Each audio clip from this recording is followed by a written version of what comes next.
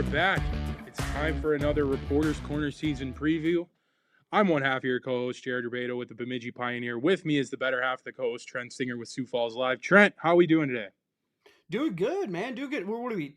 Two thirds of the way through here after this one. Officially. Yeah, Yep, yep. yeah. This feels good. Feels good to have it done.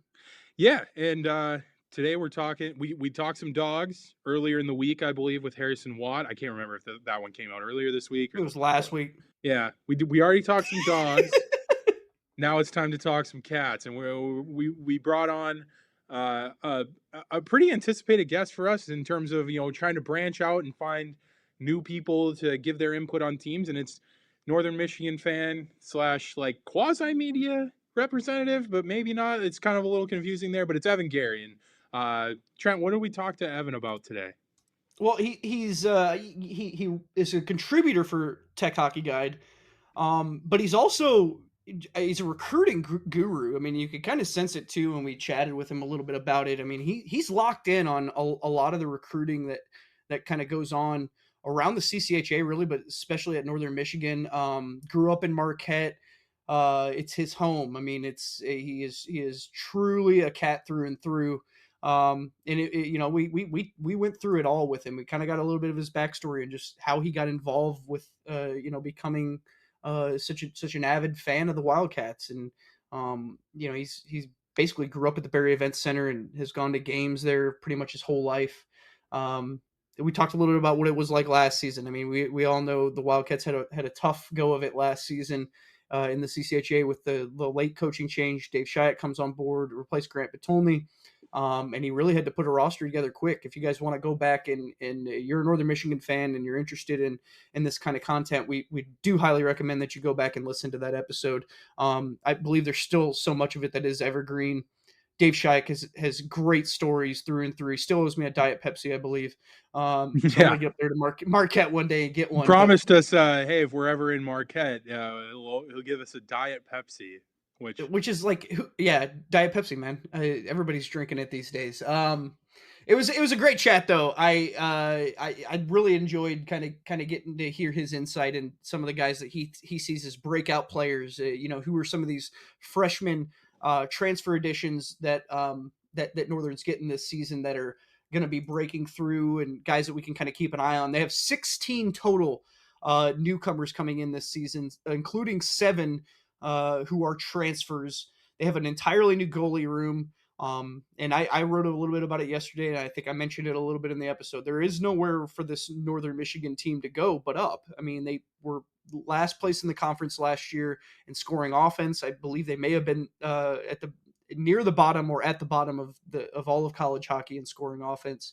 And then obviously their scoring defense, despite Ryan Ouellette's efforts in net, they were one of the worst scoring defenses teams in the CCHA. So we talked a little bit about some strengths and weaknesses on this year's team. Who are some of those newcomers to watch? What series is Evan looking forward to the most? And if they are to have a good season, what's it going to take? And then we got his take on just the CCHA at large, and his top 4 teams to make the Mason Cup playoffs, his McNaughton Cup winner, and then we talked a little bit about which teams are going to make the NCAA tournament. So it was a great chat. I know they do have some turnover this year, but they're going to miss a few guys from last season too. Yeah, and I think before we forgot about something, but before I get into that, I think it's also interesting to point out that they obviously had a lot of new players and a lot of freshmen that came in last year. A lot of kids getting that second chance at life, as Schick like to call it, through the portal much later in the offseason than kids normally commit out of the portal. But 9 freshmen from last year's team are no longer on this team. They all exited through the portal. So even though there is a large group of incoming players, it is a different group of incoming players compared to last year because it was through a whole year of the recruiting cycle and not thrown together kind of at the last minute like it was last year. So another thing to point out is they did not lose a single double-digit point getter that was eligible to return. I think we mentioned that in the episode, but we did forget to point out Tanner Latch, and it's one of the tougher stories pretty much throughout the CCHA the last 2 or 3 years.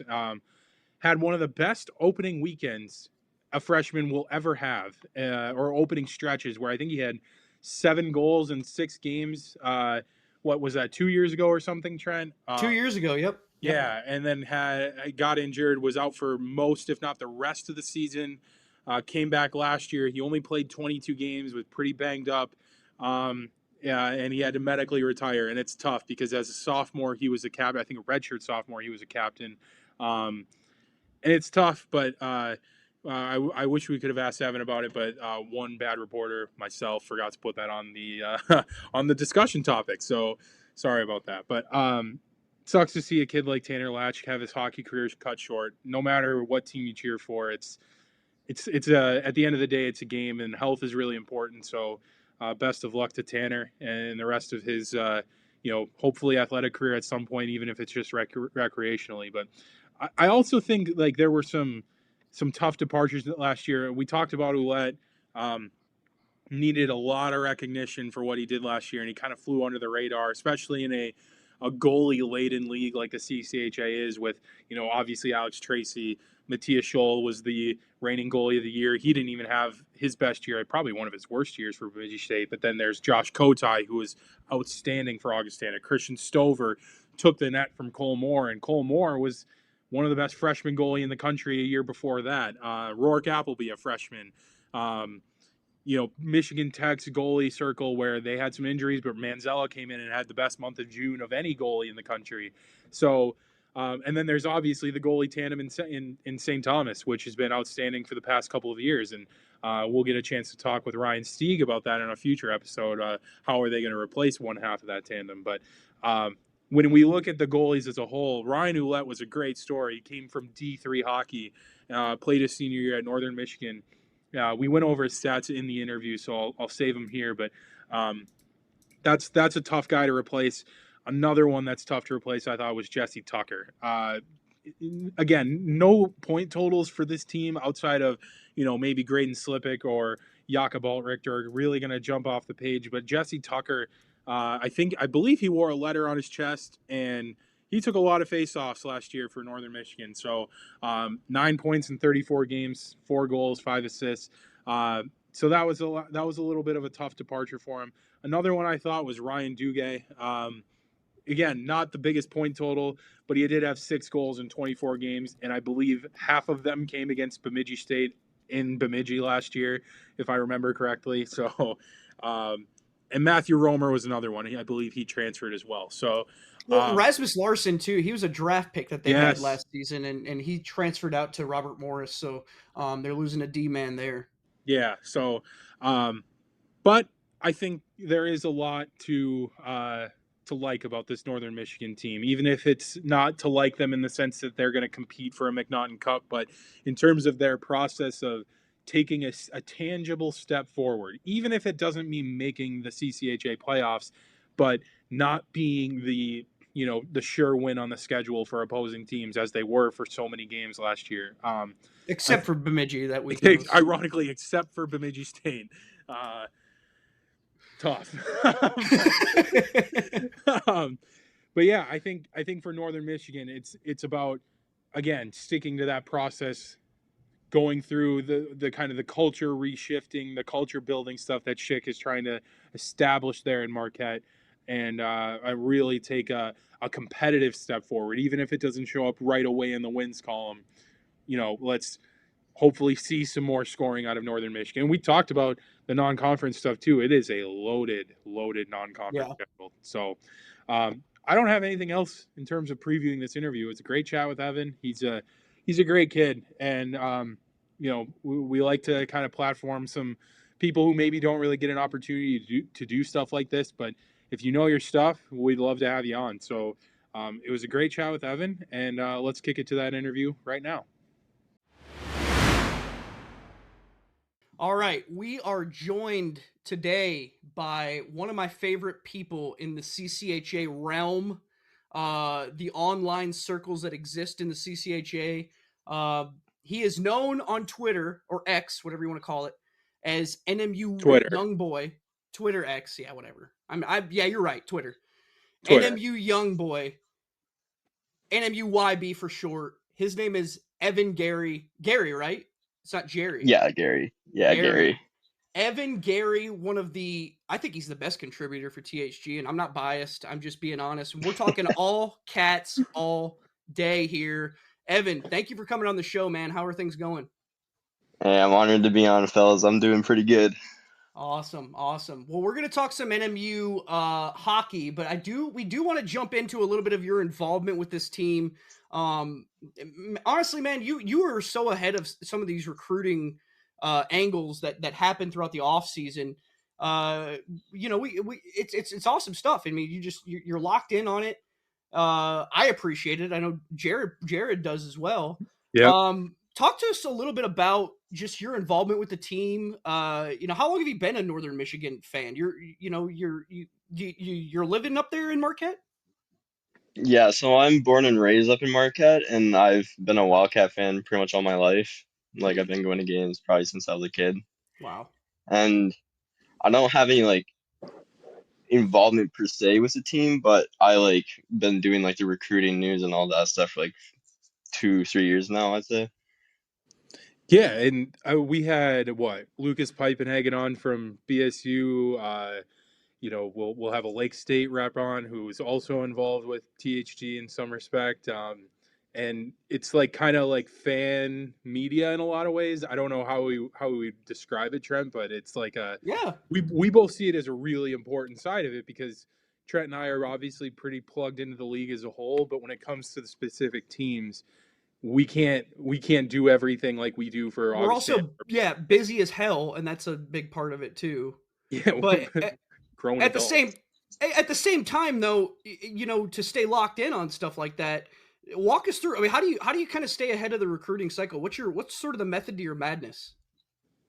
I just usually like go through like Twitter or like Instagram sometimes, like just go through like the tag and all that kind of thing, see if there's any like new commitment posts from any like players or like their like agencies or whatever, and then I just go off that.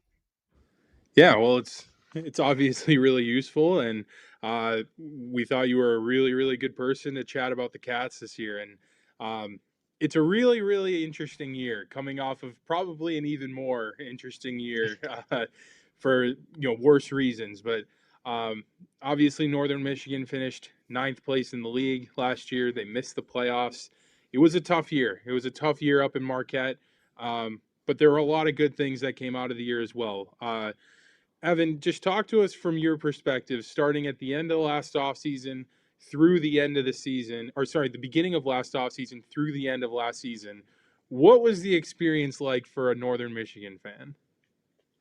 Well, like at the start of the like last off season, it's like, all right, cool, we're getting like Hanson Sukinski, Adam Yep. Piela, those type of guys, and then like all the players start leaving, and it's like, oh well, okay, we got good players coming in, so it's fine. Transfer portal, all that. And then I just got like a Twitter notification from I think Mike McMahon, or you know, Yep. and it just says Northern Michigan's coach Grant Petoni has resigned. I was like, what? He's just talking about we have the number one recruiting class in the nation like last week, Yeah, and it's then yeah, it's tough. Um, when because the transfer portal stuff happened in kind of like waves too, right? Like there was the wave that went in when Patolny was still there. I think it was what around 11 players, if I'm not mistaken, went in. about that, Um, yeah. and then I think 7 or 8 more went in after he left. And when you're looking at the infamous line chart picture of all the players scratched off from that team and all the healthy scratches just literally scratched off, then um, what's going through your head when you're like, we have single digit returners coming back and not enough freshmen to fill out a roster? Not a great feeling, but I trusted in the head coaching like search and the you know who Dave recruited and all that. Like I knew it was gonna be like not the greatest of years since he had such low time to pick a new team out. But he has this year at his full first full year of like a full recruiting cycle, and we'll see what we get out of it this year. Yeah, and obviously, I think the best way to phrase what last year was like for Northern Michigan was I think they really did make the best out of a really tough situation, right? Like, yeah, you found some great players out of there, like Jakob Altrichter, Graydon Slippick, Tynan Ewert from the portal, even some of the guys that are no longer there through graduation, like Ryan Ouellette, needed way more credit than he got last year for his goaltending. I mean, a 971 save percentage, a 2.59 goals against average, and he won 5 games. I mean, those are incredible numbers. Playing 32 games and winning 5 of them, it's tough, but it's the hand they were dealt. But now they get to kind of, like you said, reset. It's the first full recruiting class for Dave Shayak, who we had Schick on the show, Trent, and he was one of our better interviews right away. I think he was the second or third guest we've ever had on the show, and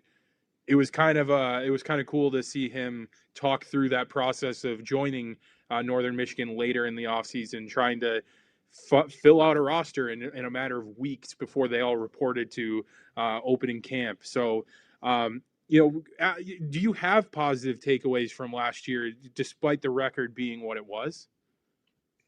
No, I definitely do. Like Ouellette was definitely a dog in that. Like he stood on his head every night, and like all Richter and Slippick were definitely really good on like our not the greatest forward lines last year, but definitely could see a few good ups in last season for sure. Yeah, and Yeah. I'm curious to know too. You start looking at this roster this year, and I'll give you a little bit of a breakdown. 16 newcomers that are being joining this team this year. 7 who are transfers, and then the rest, I believe that's 9 who are freshmen. When you're looking at this roster, though, I mean, even, whether it's newcomers, whether it's guys who have been here, like you mentioned, Slippick and Alt Richter, where do you see who's going to be the points leader on this team next season, or at least who's your pick to be the guy to kind of lead the way, and how do you see that sort of playing out? Well, personally, I think for who I think getting that most points, I feel like Caden Gall's definitely the easy like leader here, but I can definitely see like Slippick and Alt Richter having breakout seasons, and I can see like Matthew Ward coming in doing some damage. Yeah, the Matthew Ward pickup, and I'm sure we'll get into him a little bit more. When we talk about kind of the incoming freshman, but Matthew Ward looks so solid on paper. I mean, everything checks out about him. Um, I I also want to throw out another name in there too, just in my preseason research and stuff. Um, Not only were Jakob Altrichter, Graydon Slippick, like you said, dogs. They brought back every single double digit uh, point getter last year that was eligible to return, and I think one that maybe kind of slipped under the radar a little bit was Aiden Hutchinson. 4 goals, 6 assists, point every 3 games. Again, not like the breakout year that he had, but he popped off the screen a few times last year, and obviously earned himself another spot on this year's team too. Yeah, for sure. Um, I definitely liked Hutchinson's game last year. It was definitely good. I feel like he's gonna have a pretty good season this year. I'm feeling like 15, 20 points, but I feel like he's definitely gonna be a good building stone for the start of the season this year. One thing that stands out to me too about this team is, he assembled a team almost makeshift because of the timing of the hire. And so you've got a total of, I think it's like 7 sophomores on this team that were freshmen last year. Hutchinson being one of them. Obviously, we've talked about Alt Richter. We've talked about Graydon Slippick. Um, when you look at this team and kind of what they're, obviously what they've assembled and what they're bringing back from last season, is there a strength and weakness that stands out to you? Maybe that's something that you're eyeing going into this season, of something that you're honestly just most kind of in tune with. You know, honestly, I think that our biggest need and improvements this year is definitely like scoring and all that. But I don't really know. Yeah, I think scoring was tough last year. It Yeah. was pretty tough.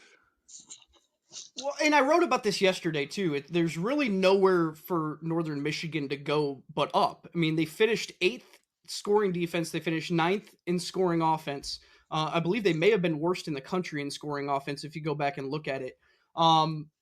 So really, you kind of got to consider all of that when you're talking about a team that's doing a rebuild, because that's exactly what this team is doing right now.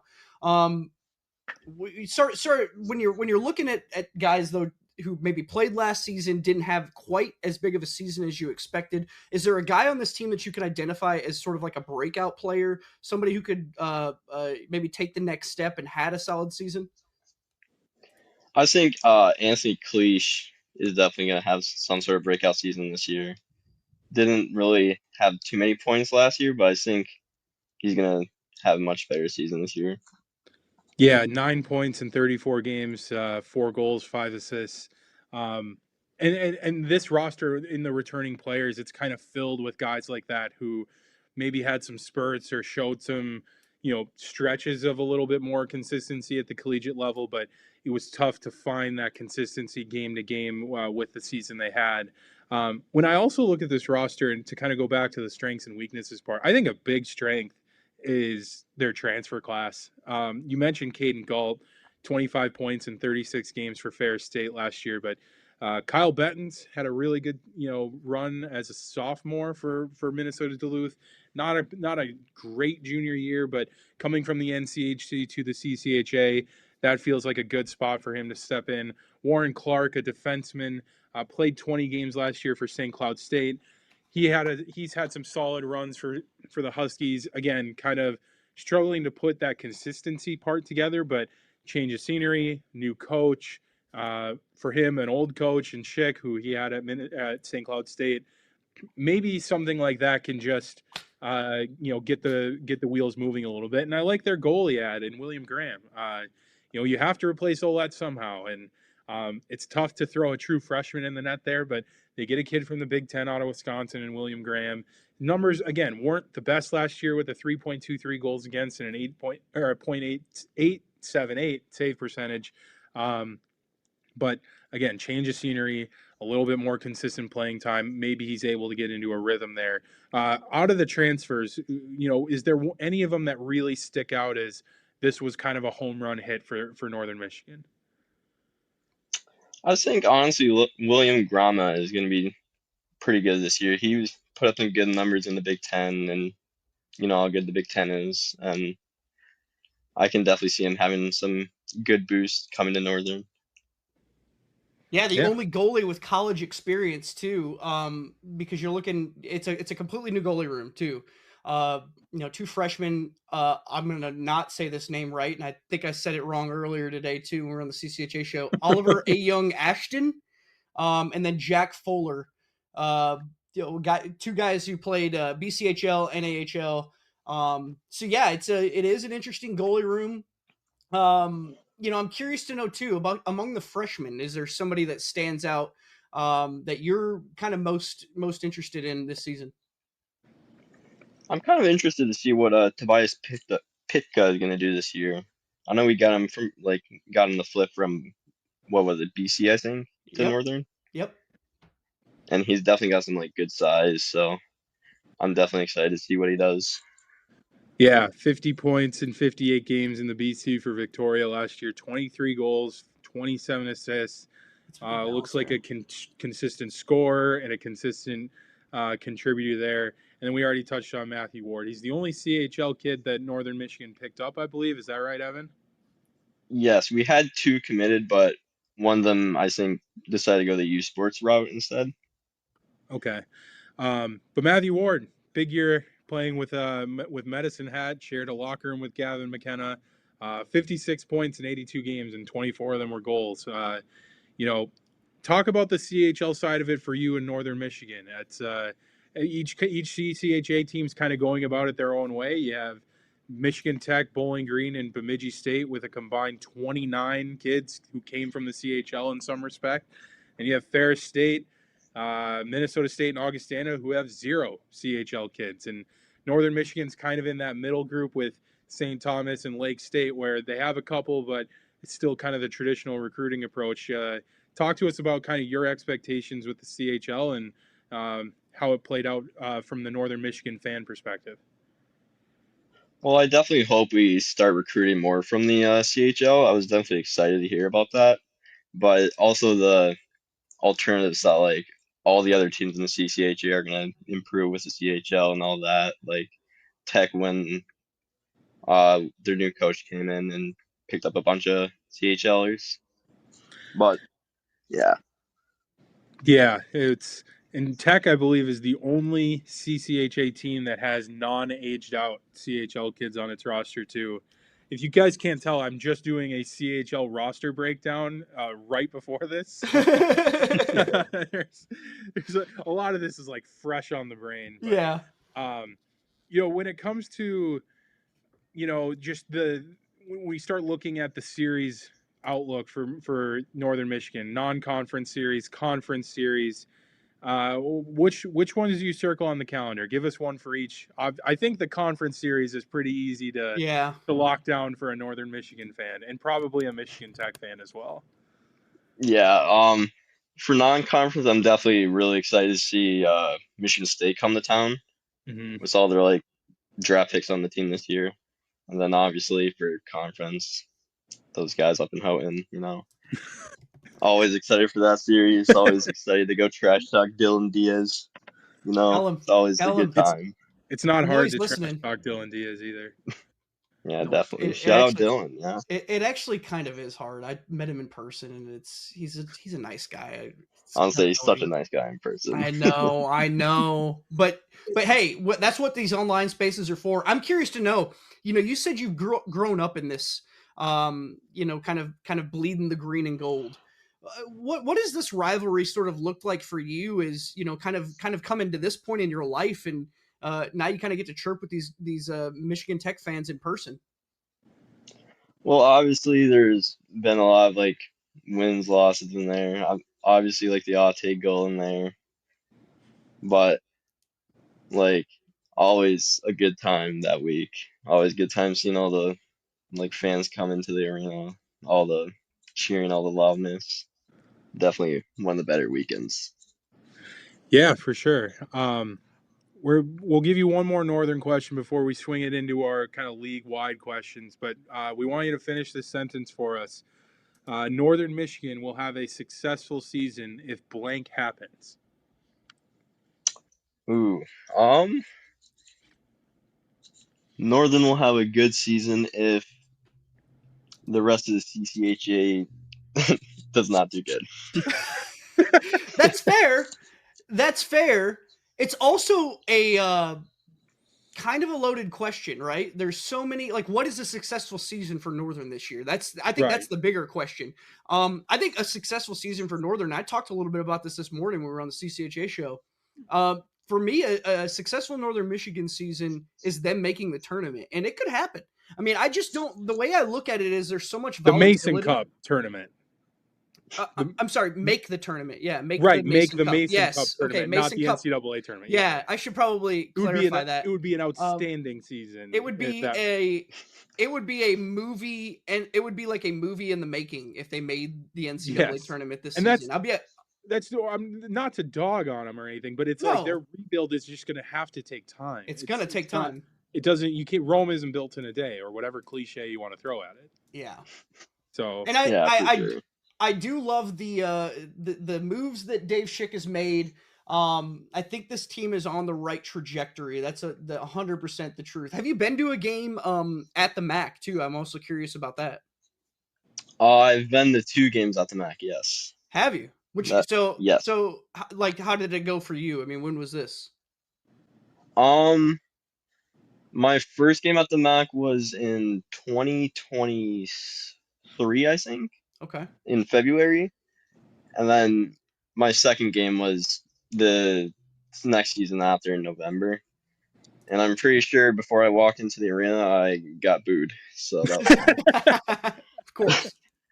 Did Northern win either of those games? No, they did not. I think they were close in one game, and then the other game they lost like 4-1 or something like that. Okay. Well, I I'll- want to run their non-conference here quick though. They do open at UMass, then they go to Ohio State. I mean, this is a great non-conference schedule. And then they will be at home for two series, two other like Evan mentioned, two great series, Colorado College and then against Michigan State. So, Jared, we've talked a little bit about this too, and maybe you can expound on it a little bit. But this is a that's we the talked hardest about, non-conference schedule in the CCHA it might by be. far. By It far. might be, but it's Yeah. also a situation where like if you're competitive in some of these games, like this is the kind of team that will lift this conference up. If you want two CCHA teams making the tournament, it's got to be teams like Northern Michigan. It's got to be teams like Ferris State. It's got to be teams like Lake State. Some of these teams that haven't performed well in non-conference over the last few years, like they've got to do well in these non-conference games. Yeah, absolutely. And it's a gauntlet. But I think if you can steal 2 or 3 wins or a win, maybe a couple wins and a draw, something like that, it's not only for, the sake of the CCHA pairwise, just in terms of momentum, feeling good about yourself going into conference play.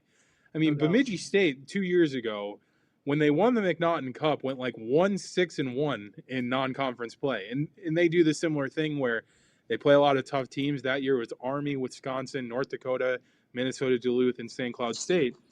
Well, 4 of those teams were in the tournament, so it was tough, but at the end of the day, they still went on an insane run to win the McNaughton Cup. So a season is never lost in non-conference play, but you can certainly be in the right direction with, some positive momentum coming out of it, whether it's you win a game you weren't supposed to, or you play at the level of one of those other big schools that are on the schedule. But I want to throw it back to I thought of another thing too of us, Northern Michigan will have a successful season and to me it's if they're able to replace the production of Ouellette, if they can find a consistent goalie who can give them the games. And I don't think they're going to have to rely on a goalie as much as they did last year, like they had to do with Ouellette, where he was getting outshot 2-1 every game.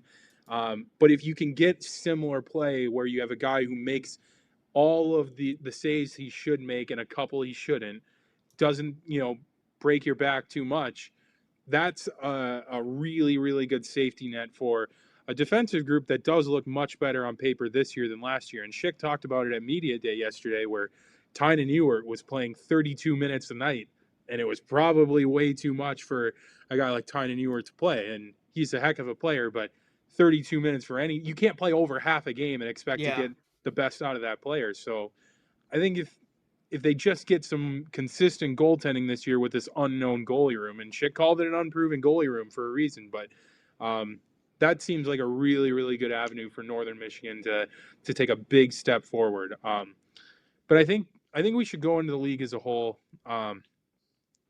Evan, give us your top 4 teams this year, and it doesn't have to be in any order, but you do have to pick a McNaughton Cup winner. All right. I'm going to say the top 4 this year is going to be Bowling Green, Tech, St. Thomas, and it's probably going to be a split between like Bemidji and Minnesota State, I'm guessing. But if I had to choose a McNaughton champ, then I'm not giving the benefit of the doubt to Tech, so I'm going to say Bowling Green. So okay, I'm curious to know what about Bowling Green though? So you're a believer in the CHL stuff? I mean, do you really think that they're going to have a really big impact? Is that fair to say? Yeah, I'd say that. I'd say that honestly, Bowling Green definitely did a really good job with their CHL recruiting this year. They literally did it like as the doors open for it. Like they're definitely prepared. But Jared, I can definitely see something going down.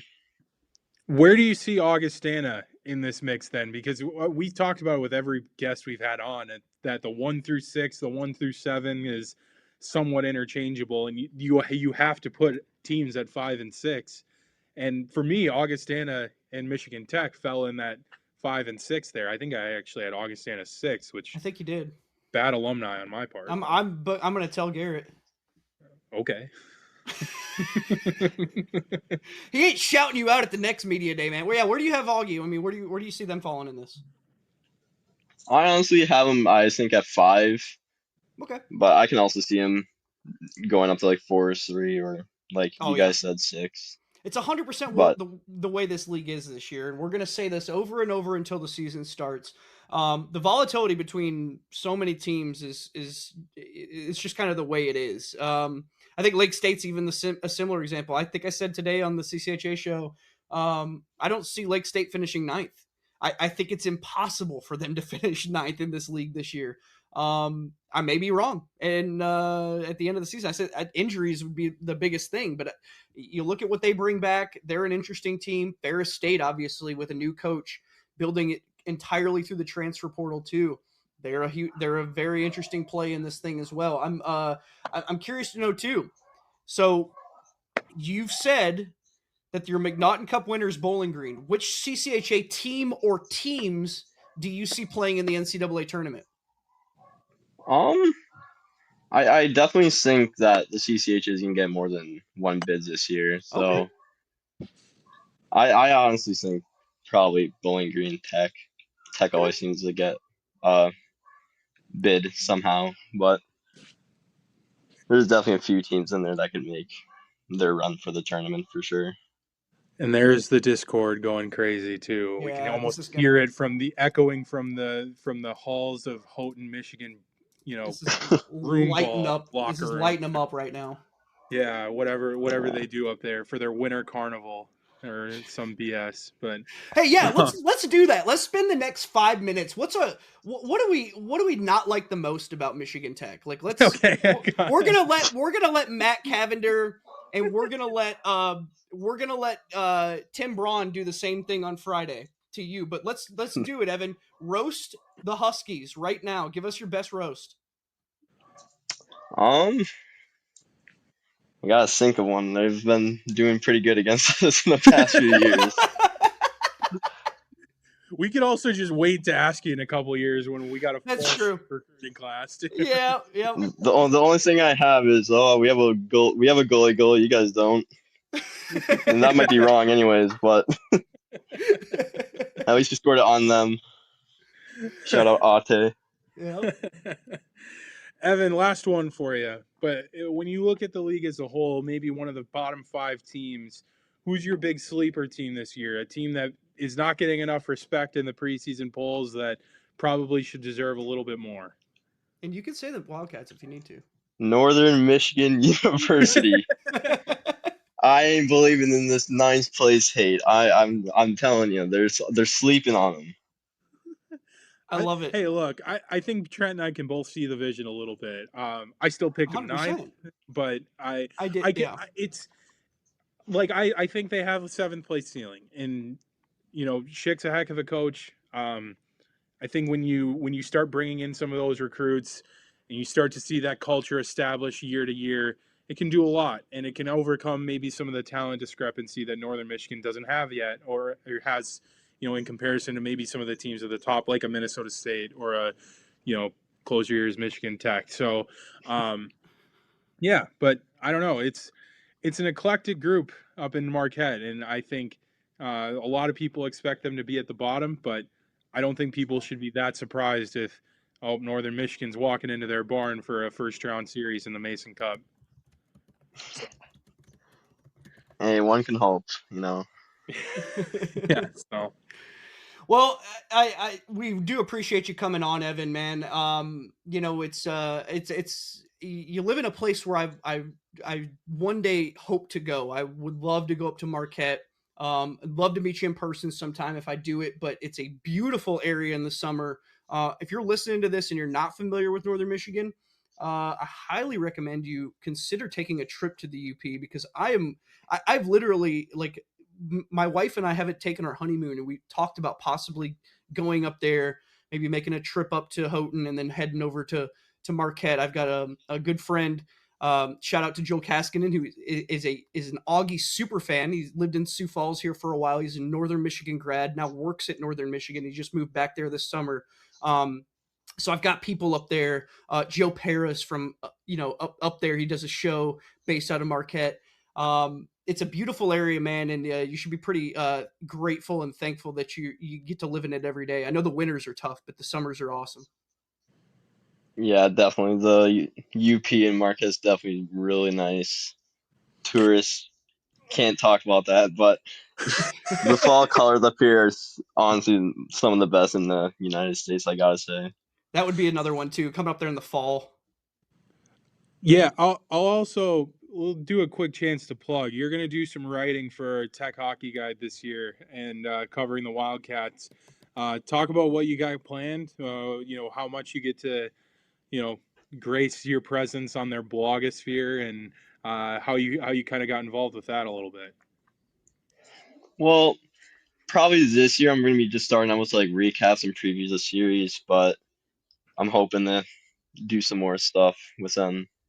But honestly, I think it was literally just talking in the Discord, and Matt was like, "Hey, you might need a Wildcat reporter." Like, I'm down. Why not? Yeah, And then it just all clicked and all happened. Definitely happy to have that. yeah. Well, I think Trent and I are both looking forward to reading it. So I don't know. Yeah. Maybe Trent isn't. I'm looking forward to reading it. I can't 100% speak. am. Are you kidding me? Are you kidding me? So yeah. We appreciate it, Evan. Thanks for coming on, man. Yeah, definitely. It's been an honor.